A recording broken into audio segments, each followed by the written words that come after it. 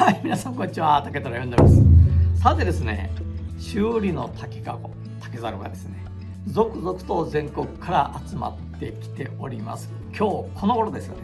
ね。またですね、今日は2つ、修理のかごをご紹介したいなと思います。これ実はね、全国から届いたわけじゃなくって、自分の母がね、使っていて、もう使わないんで譲るよということで、自分が引き継いだ一本持ち手の手提げかごなんですが、これね、ほとんど綺麗な感じで、さすがね、竹のプロですから、綺麗に丁寧に使ってるんですが、一番いつも言うようにこの四隅、そこにこう当たりますからね、当たってしまうこの四隅が一番傷みやすいんですが、この通りです。やっぱりこの塔がね、伸びてしまって、こうなんかよくわかるでしょ。ここなんかね、もともとはこういった塔の補強が入ってたんですけど、これがなくなってしまって、やっぱりそれでも使うんで、やっぱりこういって四隅が傷んでしまう。で今回はこの四隅をね、全部、今の取り除いて新しい塔で巻いて補強してもらおうかなというふうに思ってます。これ四隅を補強すればまた新品のように母が30年40年使ってきた一本持ち手の買い物かごなんですが、またこれからね、また何十年と立派に使っていけるんじゃないかなと思っていますので、しっかりね修理をしていきたいなというふうに思ってます。それともう一つはね、これも実は自分が愛用しているバッグなんですけど、鈴竹の市場かごなんですが、これちょっと見て分かります？皆さん、浅いんですよ。浅いんですよ。こう持った感じもね、ちょっと浅いんですよ。で結構ね、僕気に入ってこれ使ってるんですけどね。で口がこう広いんで物が入れやすい。で取り出しもしやすいんですよね、浅くてね。非常に重宝している。で塔の持ち手でね、手にも非常に馴染みがいいし、やっぱりね、鈴竹っていうのは腰当たりがいいで、持ちやすい、軽い、使いやすいで、少々の雨に濡れてもでちょっとバーンとこう角に当たったりしてもで全くその痛みがないので、全く気を使わずに使えるっていうところが一番いいところですね。で僕の場合はよく車に乗せてね、買い物なんかして後ろの席なんかにこうそのままバンと置いたりするんですけど、そこが広いでしょ。そこが広くて安定感があるので、こう横になったりしないっていうのが一番いいところですね。そういったことで結構重宝してるんですが、一つね、この口巻きやっぱり傷んでしまう。これ口巻きはね、うちの犬が噛んでしまって、で一回直したんですが、そことはまた別に今度はね、ここじゃじゃーんと、ここは自然にね、やっぱりね20年使ってると、こうなってきますね。丈夫な塔巻きがちょっとこういう風に壊れてきました。で今回はね、これは他のとこは綺麗なままなので、ここだけです。これ分かりますか？塔の竹の芯が入ってます。竹の芯が入ってるのをこう塔で巻いてるんですけどね、他のところは十分綺麗なんで、ここの部分だけ、塔で部分的に巻いて修理したいなというふうに思ってます。そうするとね、ここちょっと今見た感じ、これ古い塔で、これ新しい塔って分かるじゃないですか。でこれがだんだんこう馴染んできてですね、この色に近づいてきて分からなくなってくるんですけど、これ最初はもっと真っ白かったんでね、塔がもっと目立ってました。でだんだん馴染んできたんですが、ここもね、今度手直しするとここだけ真っ白くなって、ちょっとこう目立った感じになるんですが、それがまた長い間使ってるうちに他の塔の色と馴染んで全く分からなくなってくると。そうやって竹かごバッグというのは長く付き合っていくバッグじゃないかなというふうに思ってます。そうやってね、経年変色を楽しみなが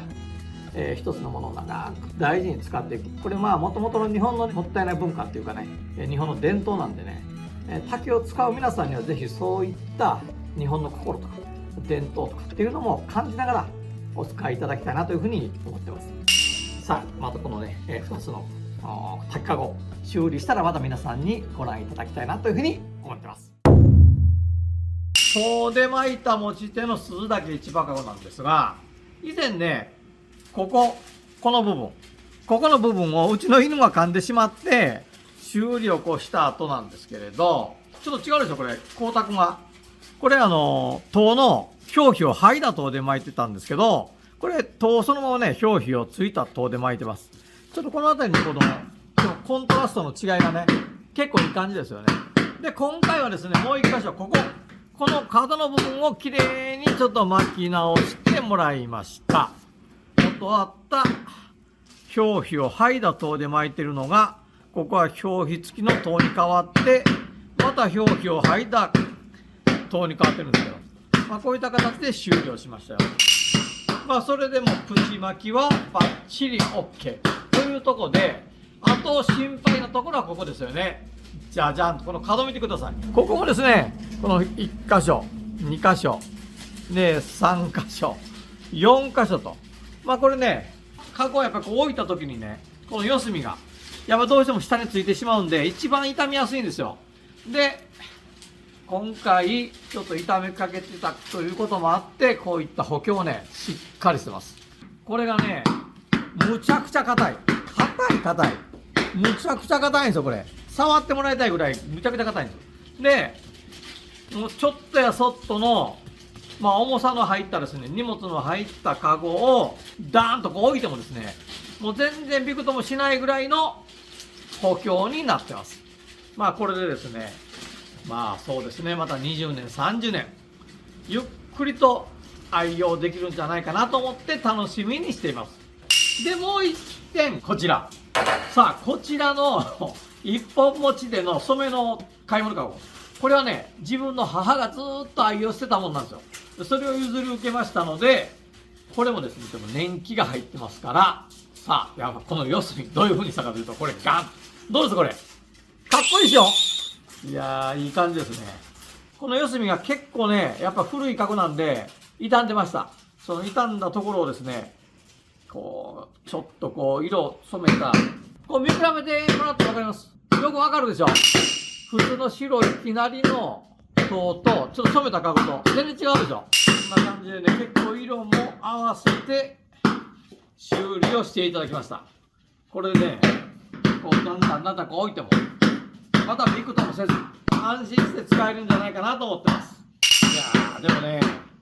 本当に見事にね、綺麗になりましたよね。すごいでしょこれ。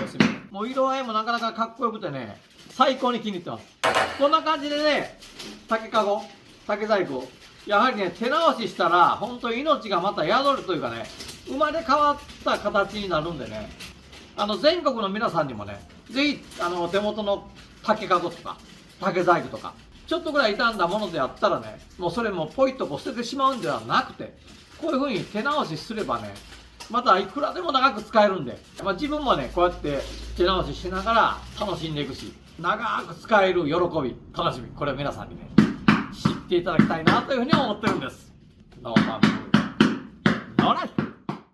最後まで動画をご覧いただいてありがとうございます。グッドボタン、チャンネル登録よろしくお願いいたします。